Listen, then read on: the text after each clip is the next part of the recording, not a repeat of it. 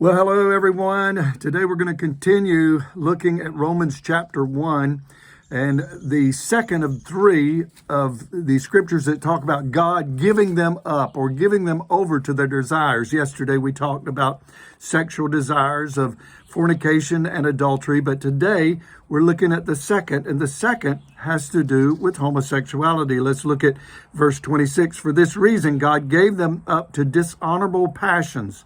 For their women exchanged natural relationships for those that are contrary to nature.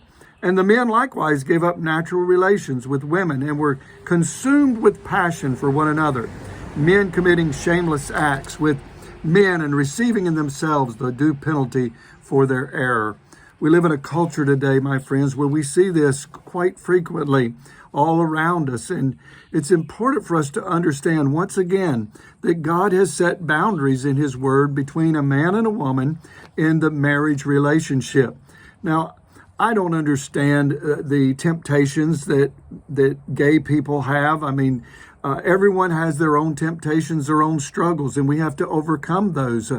And oftentimes, we can't relate with someone else. But a few years ago, I met a young lady. Her name was Linda Seiler. I want you to put her name down because Linda struggled for many years, in fact, 11 years, with an identity crisis, gender identity, and she struggled with lesbianism, and it was a process, and the Lord was helped her to overcome. And now she has written a book. She does seminars, and she